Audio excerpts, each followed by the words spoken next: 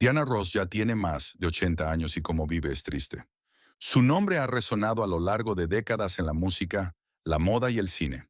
Una voz que surgió de los proyectos de vivienda en Detroit terminó entrelazándose con la banda sonora de la cultura moderna. Diana Ross no es solo una cantante, ni solo una actriz. Es un ícono que transformó lo que significa ser vista, escuchada y recordada. Cuando se habla de voces legendarias, los nombres de Aretha Franklin, Whitney Houston y Beyoncé suelen aparecer primero. Cada una definió una era. Aretha con la fuerza del soul, Whitney con un rango vocal inigualable y Beyoncé con su dominio del espectáculo contemporáneo. Pero Diana Ross ocupa un lugar distinto.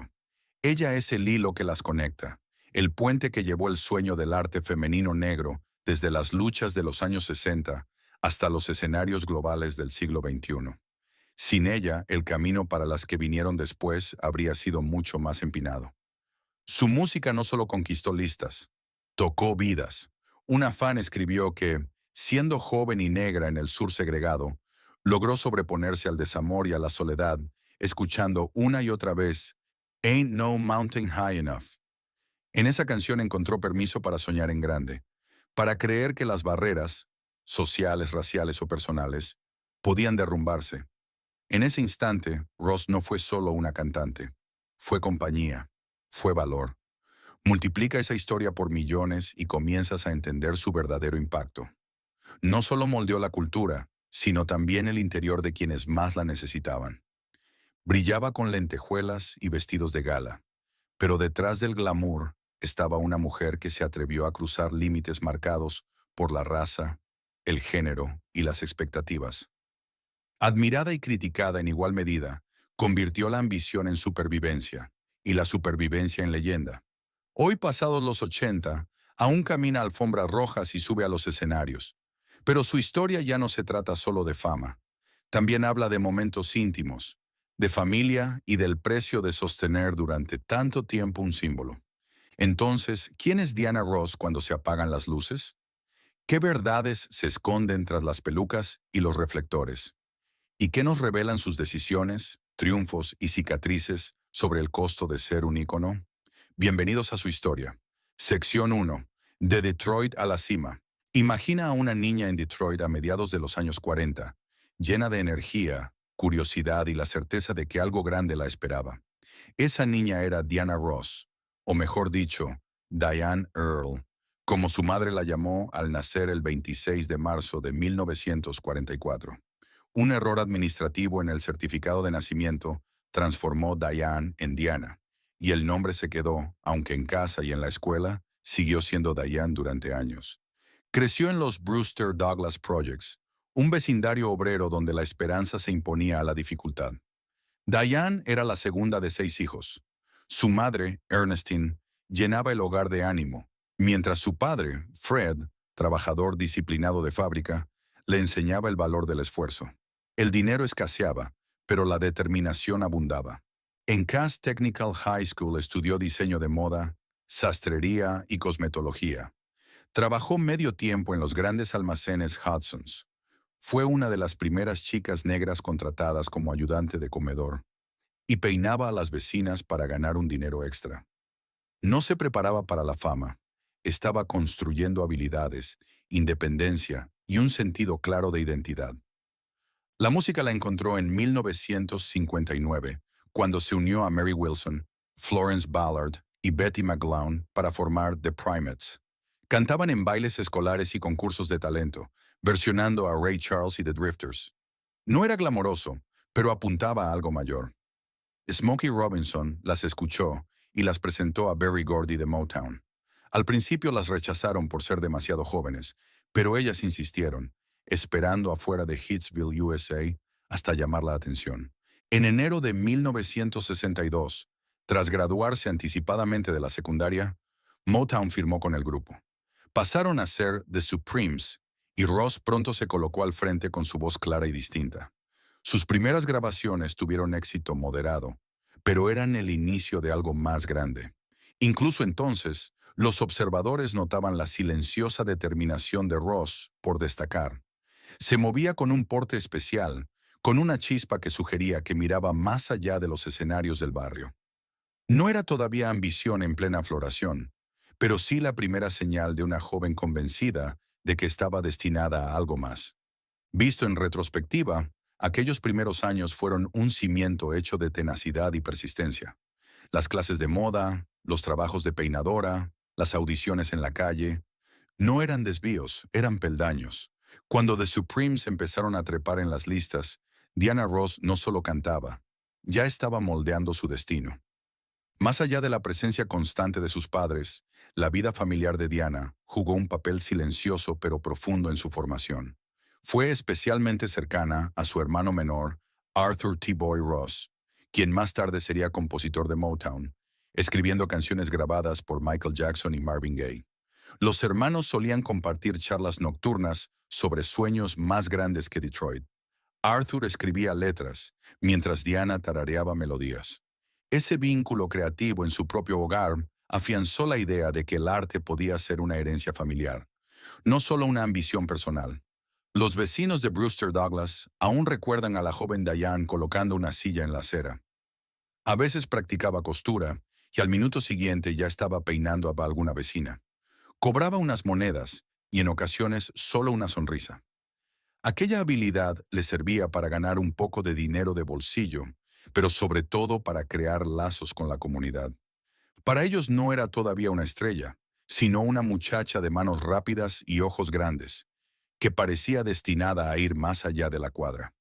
En la Cass Technical High School, uno de sus maestros notó algo especial. Cada presentación de Diane tenía un brillo poco común.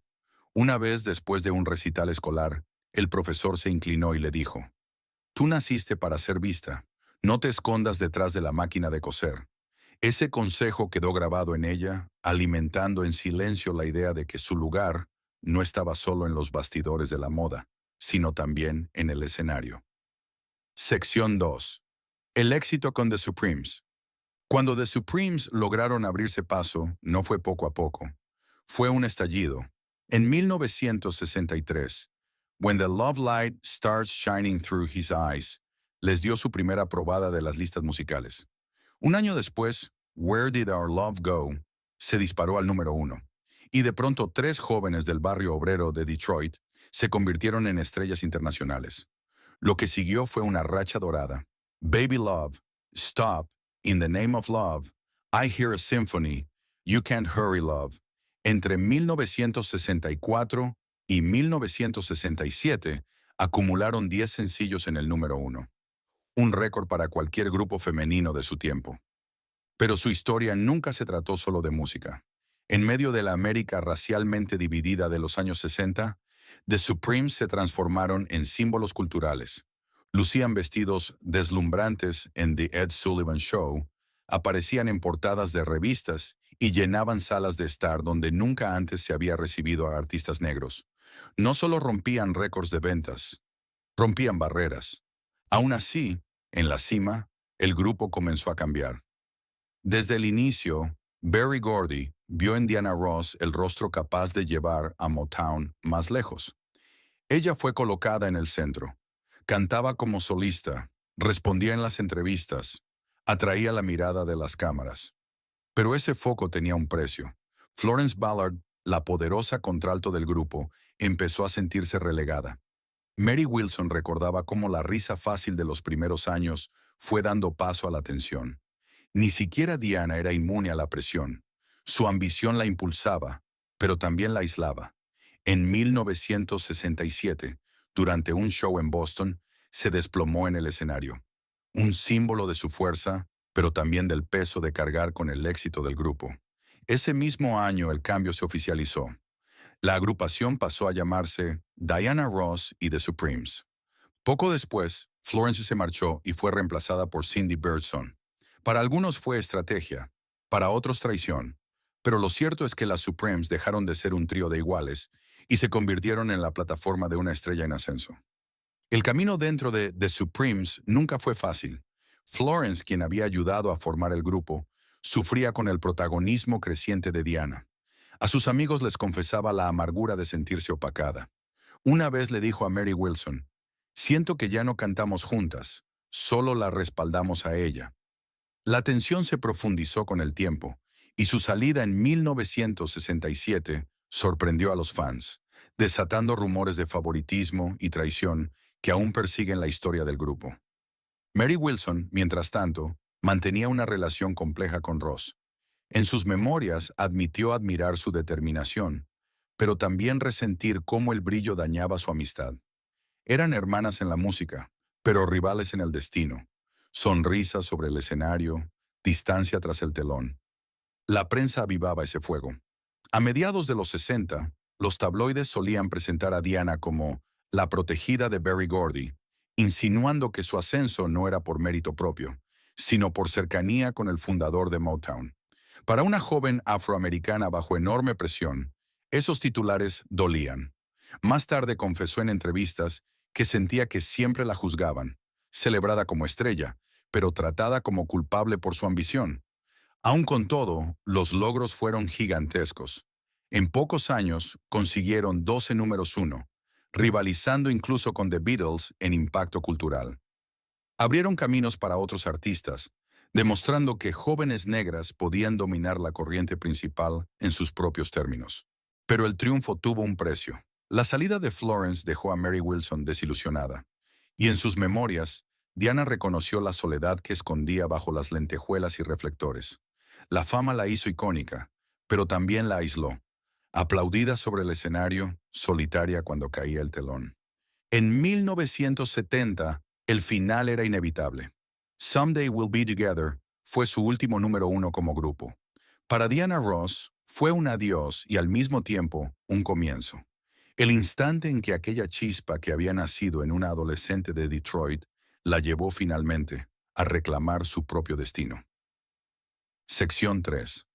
El ascenso de Diana Ross como solista. Cuando dejó atrás el escenario de The Supremes, Diana Ross no entró en la vida solista con cautela. Se lanzó de lleno. En mayo de 1970 publicó su primer álbum en solitario, titulado simplemente Diana Ross. Incluía una canción que sonaba como un himno, Ain't No Mountain High Enough. Ya no era solo la voz de un grupo, era una artista independiente. Ese sencillo alcanzó el número uno en la lista Billboard Hot 100, marcando el inicio de su propio ascenso. Ese disco no fue algo aislado. Rápidamente lanzó Everything is Everything y Surrender en 1970 y 1971. Y al otro lado del Atlántico, I'm Still Waiting llegó a lo más alto en el Reino Unido. También debutó en televisión con su primer especial solista, Diana, donde mostró su conexión con la gran familia Motown, incluyendo a los Jackson 5. Luego llegó el cine. En 1972 protagonizó Lady Sings the Blues, interpretando a la legendaria Billie Holiday. La crítica se dividió. Algunos dudaban de que pudiera lograrlo. Cuando la película llegó a los cines, las dudas se disiparon. Leonard Feather, crítico de jazz y amigo de Billie Holiday, aseguró que ella había capturado su esencia. Ese papel le valió una nominación al Oscar. En los años siguientes, siguió avanzando. En Mahogany, 1975, interpretó a una estudiante de diseño que se convertía en modelo y, lo más increíble, diseñó su propio vestuario. La canción principal, Do You Know Where You're Going To, se convirtió en un éxito rotundo y hasta hoy es una de esas melodías que al sonar inmediatamente hacen pensar en Diana Ross. En 1978, Motown apostó en grande con The Wiz, una nueva versión de El Mago de Oz ambientada en una comunidad afroamericana. Diana interpretó a Dorothy, nada menos que al lado de Michael Jackson. La crítica no fue amable y la película perdió dinero, pero la banda sonora sí dejó huella, sobre todo con el dueto Ease on Down the Road. Durante los primeros y mediados años 70, Diana no solo actuaba, estaba evolucionando como artista. En 1973, Touch Me in the Morning llegó al número uno, consolidando su fuerza como solista. Luego vinieron más éxitos como Them from Mahogany, Do You Know Where You're Going To?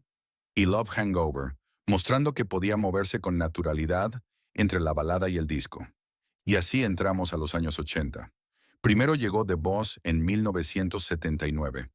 El disco todavía vivía y ella se sumergió de lleno. El tema que da título al álbum arrasó en las pistas de baile. Después vino Diana, escrito en minúsculas, lanzado en mayo de 1980. Fue su álbum de estudio más vendido hasta entonces. Al trabajar con Nile Rodgers y Bernard Edwards, de Chic, encontró un sonido fresco. De ahí salieron dos himnos: Upside Down, que permaneció 4 semanas en el número 1, y I'm Coming Out, que alcanzó el puesto 5. Upside Down cruzó fronteras. Número 1 en Australia, Suecia, Sudáfrica y más. Con el tiempo, críticos lo señalaron como su mejor trabajo en solitario, un disco que capturaba libertad e identidad. Incluso aparece en la lista de los 500 mejores álbumes de Rolling Stone. Luego está I'm Coming Out. A primera vista, solo era un tema bailable, pero pronto se transformó en un himno de autoexpresión, abrazado con fuerza por la comunidad LGBTQ. Y Diana no se detuvo ahí.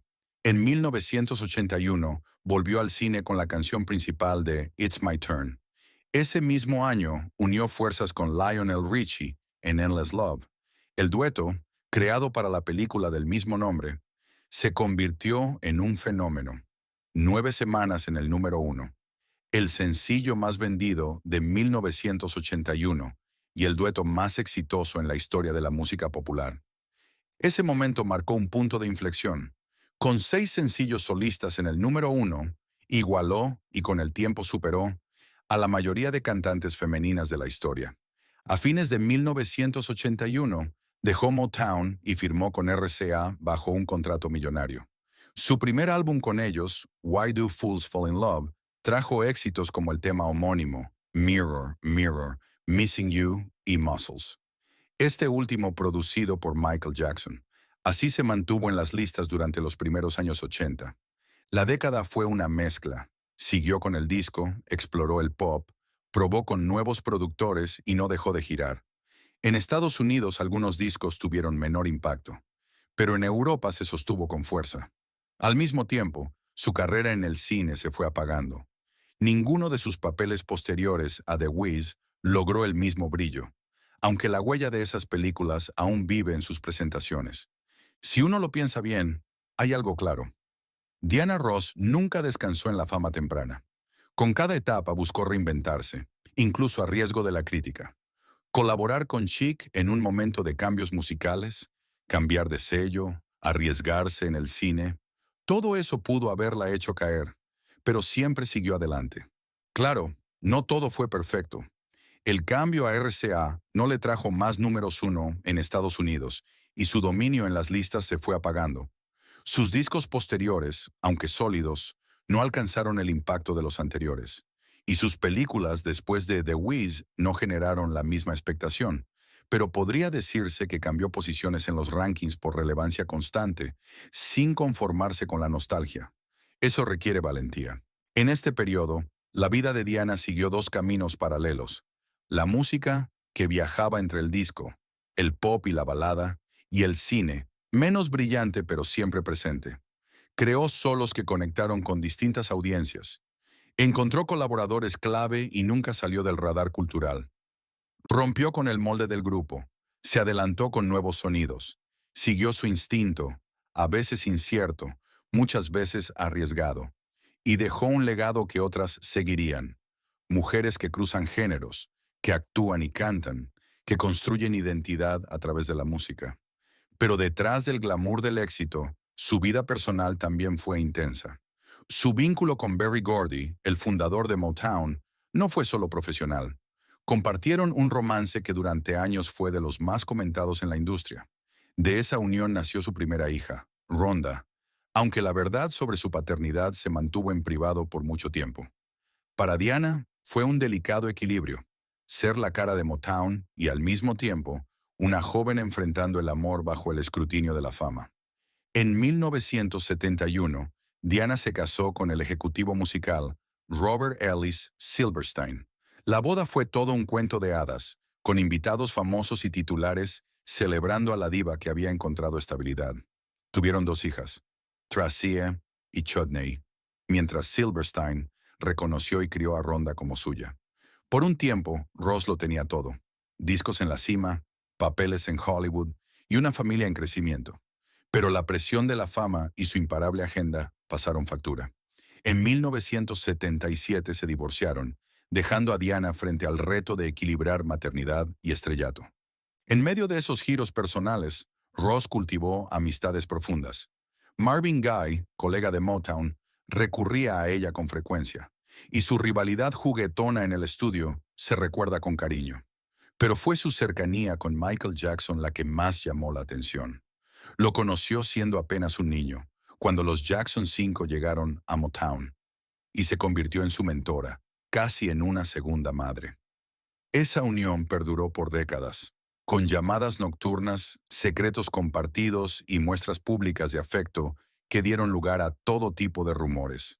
Jackson llegó a decir, «Ella lo es todo para mí. Si tuviera que confiarle mi vida a alguien, sería a Diana». Aún así, la luz de los reflectores era implacable. Las alegrías y las tristezas privadas de Ross a menudo terminaban convertidas en material de tabloides. La prensa la pintaba al mismo tiempo como una diva obsesionada con el control y como una mujer vulnerable, empeñada en proteger a sus hijos del caos de la fama. Pero incluso en esos años turbulentos, jamás permitió que el escándalo eclipsara su arte. En lugar de eso, vertió cada herida y cada triunfo en su música, transformando su vida en canción. Detrás del brillo y de las exigentes giras, el papel más verdadero de Diana Ross se desplegaba en silencio: la maternidad. A diferencia de muchas estrellas de su época, que escondían a sus hijos de la mirada pública, Ross solía viajar con los suyos. Convertía autobuses de gira y suites de hotel en improvisadas guarderías. Creía que, si el escenario exigía su presencia, sus hijos también la merecían. Tras noches de deslumbrantes presentaciones, regresaba a su habitación, dejaba a un lado las lentejuelas y arrullaba a sus hijas con las mismas canciones de cuna, que de día vendían millones de discos. Cada uno de sus hijos creció como un reflejo de ella, aunque con una luz propia. Rhonda, la mayor, se enraizó profundamente en la música, componiendo y cantando con una sinceridad que recordaba al legado de Motown. Tracy, con un carácter indomable, se lanzó a la actuación con una energía desafiante, confesando más tarde que ver a su madre dominar a las audiencias le dio el valor para trazar su propio camino. Evan, el menor, soñaba con el cine y el teatro, empeñado en demostrar que podía ser algo más que el hijo de Diana Ross y afirmarse como artista por derecho propio. Para Ross, criarlos no significaba apartarlos de la fama, sino enseñarles a ser fuertes dentro de ella. Quería que conocieran el amor más fuerte que el ruido del mundo, confesó una vez. Y quizá esa haya sido su interpretación más grande. No como diva bajo los reflectores, sino como madre susurrando fortaleza en el corazón de sus hijos. Esa es la historia de Diana Ross en los 70 y los 80. Cantante solista, actriz, una trayectoria que fue más allá de la fama, ganándose un lugar no solo como estrella de listas, sino como una artista que siempre se atrevió a ir más lejos. Sección 4. Gloria, premios y un legado duradero. Cuando Diana Ross entró en las últimas etapas de su carrera, su sitio en la historia de la música ya estaba asegurado. Había marcado 3 décadas distintas, rompiendo récords con The Supremes en los años 60, conquistando las listas como solista en los 70 y marcando tendencias culturales en los 80. Lo que vino después no fue otra escalada, sino el reconocimiento de lo que ya había construido. En 1988, The Supremes fueron incluidas en el Salón de la Fama del Rock and Roll, un recordatorio de que aquel trío de Detroit había cambiado la música estadounidense para siempre. 2 décadas más tarde, en 2007, los Kennedy Center Honors colocaron a Ross entre los gigantes culturales de Estados Unidos, con Smokey Robinson y otros rindiéndole tributo como la voz que llevó el sonido de Motown a hogares de todo el mundo. En 2012 recibió el Grammy a la trayectoria artística, un homenaje largamente esperado para un artista cuya influencia iba más allá de los trofeos. 4 años después, el presidente Barack Obama le entregó la Medalla Presidencial de la Libertad, llamándola una de las voces que ayudaron a moldear el espíritu de América. Y en 2017, los American Music Awards celebraron su carrera con un tributo a su trayectoria, donde Ross cerró la gala rodeada de hijos y nietos. un momento que hablaba menos de premios y más de legado. El reconocimiento tampoco se detuvo en su trabajo como solista. En 2023, The Supremes recibieron el Grammy a la trayectoria artística, consolidando al grupo como uno de los actos más perdurables de la música popular. Por supuesto, todo legado trae consigo debate. Algunos críticos señalaron que su catálogo como solista carecía de la consistencia de la era con The Supremes, o que su ambición a veces tensaba relaciones. Pero esas críticas solo completan el retrato. Ross no era perfecta, sino intensamente humana. Mientras tanto, la admiración perdura. Diseñadores de moda siguen inspirándose en su estilo icónico. Artistas como Beyoncé y Rihanna replican esa mezcla de espectáculo y música que ella dominó. Nuevas generaciones descubren su voz, probando que su presencia sigue siendo intemporal. Al final, los premios son solo hitos, no la suma de su historia. El verdadero legado de Diana Ross está en las puertas que abrió y en las posibilidades que encarnó. Más que una estrella, se convirtió en un símbolo de hasta dónde pueden llegar la determinación y la visión. Más allá de la música, Ross redefinió lo que significaba ser una diva. Su vestuario de boas emplumadas, vestidos largos de lentejuelas y abrigos de piel dramáticos, no era solo moda, era puro teatro. Diseñadores como Bob Mackie y Thierry Mugler la citaron como musa, y estrellas más jóvenes como Madonna, Lady Gaga y Beyoncé tomaron prestada generosamente su presencia escénica, repitiendo esa valentía suya de abrazar el espectáculo sin miedo. Salir bajo los reflectores con lentejuelas era, de algún modo, canalizar el legado de Ross, lo supieran o no. Su impacto también fue profundamente social. A finales de los 60 y en los 70, cuando Estados Unidos lidiaba con tensiones raciales, su música se convirtió a menudo en una banda sonora de esperanza. Reach Out and Touch, Somebody's Hand. Se cantaba en mítines y reuniones por los derechos civiles, convirtiéndose en una especie de oración colectiva por la unión. Décadas después, activistas seguían señalando a Ross como prueba de que el arte negro podía trascender las barreras de raza, género y clase. Su mera visibilidad era ya un acto de desafío cultural. Sin embargo, la historia de Ross nunca se vivió en soledad. Su carrera se entrelazó con amistades, rivalidades y la compleja hermandad de divas que reinaron por décadas.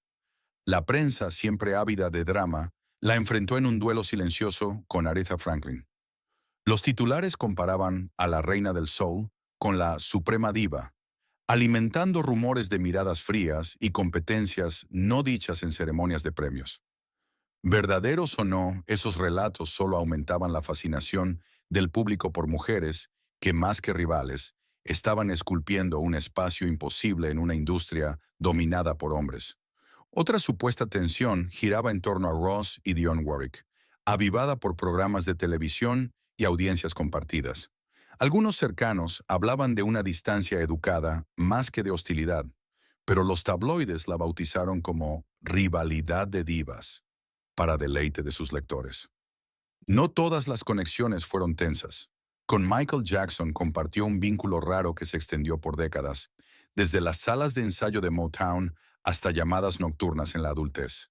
Y tras la muerte de Whitney Houston, Ross se convirtió en un consuelo para su familia, visitando en silencio a Cissy Houston para ofrecerle apoyo. Eran destellos de lealtad que revelaban otra faceta de Diana Ross. Más allá de la competencia, una amiga que entendía el peso de la fama y la soledad que ésta podía traer. Sección 5. El capítulo moderno. Un segundo aire.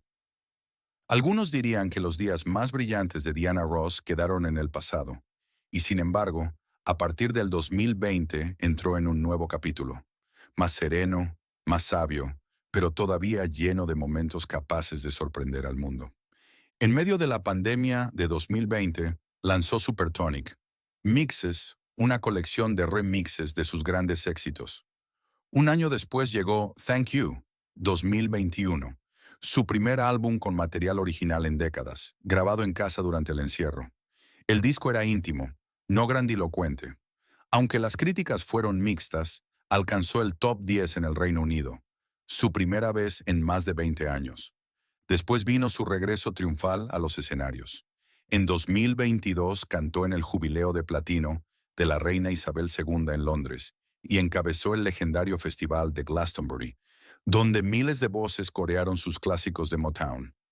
En los años siguientes llegaron The Music Legacy Tour 2023 a 2024, llenando arenas en Estados Unidos y Europa, y en 2025 lanzó A Symphonic Celebration en el Reino Unido, junto con la gira Beautiful Love en Estados Unidos. En el cierre en el Hollywood Bowl, terminó la noche rodeada de músicos, bailarines y su propia familia en el escenario. Un momento que hablaba menos de espectáculo y más de historia compartida y pertenencia. Ese mismo año sorprendió en la Met Gala 2025. Apareció con un vestido blanco bordado con los nombres de sus hijos y nietos, convirtiendo la moda en autobiografía. El mensaje era claro.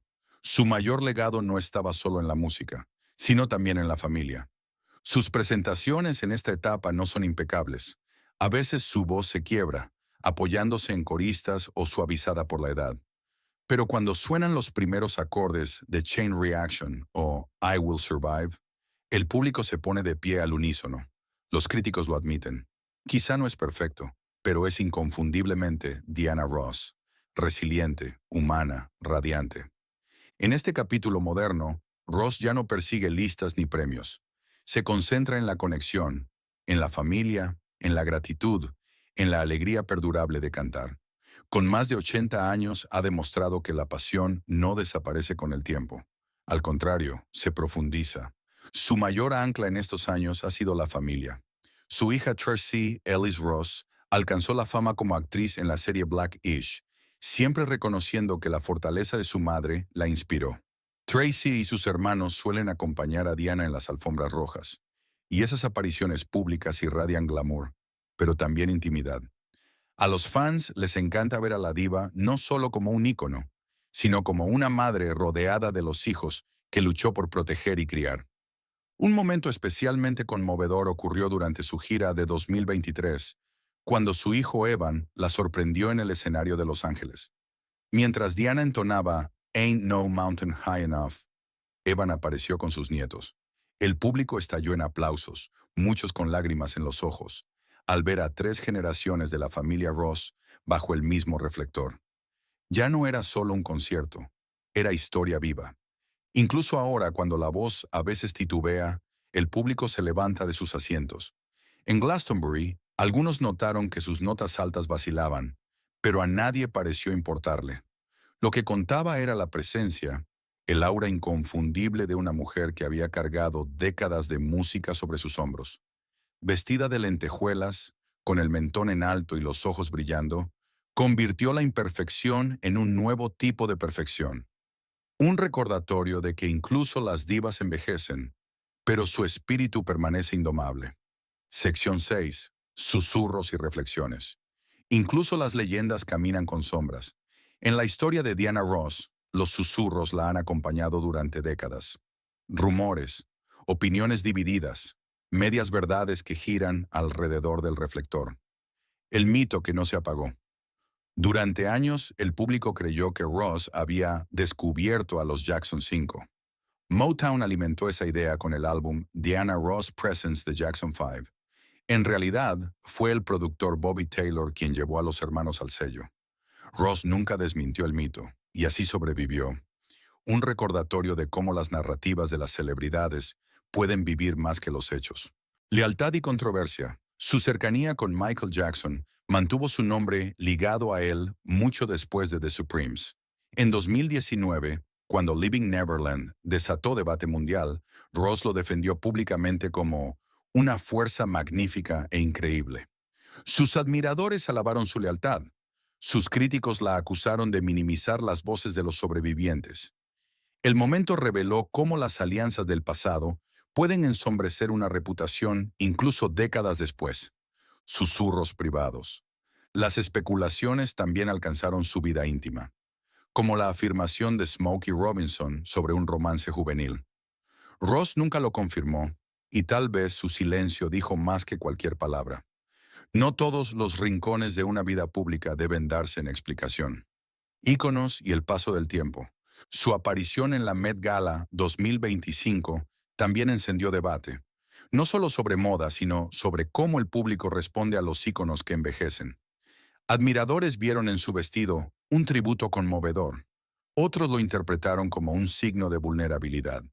La discusión hablaba menos de Ross que de la incomodidad de la sociedad ante ver a sus leyendas envejecer. Al final, estas historias, verdaderas, falsas o en algún punto intermedio, dibujan un retrato no de perfección, sino de complejidad. Diana Ross siempre ha sido más que un brillo superficial, y los susurros que la siguen no hacen más que subrayar cuán profundamente permanece en la imaginación pública. Los rumores no hablaban solo de música o romances. En los años 80, con la presión de la fama cada vez más fuerte, Diana Ross ingresó discretamente a un breve programa de rehabilitación por dependencia al alcohol. Para quienes la rodeaban, aquello nunca fue un escándalo, sino un acto de supervivencia. El intento de una mujer que cargaba décadas de expectativas por recuperar el equilibrio.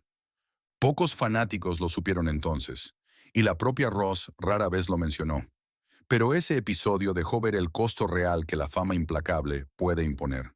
Mientras tanto, la prensa solía retratarla como imposible de tratar, una diva que exigía perfección, desde las luces hasta el orden del camerino. Sin embargo, los de su círculo cercano contaban otra historia.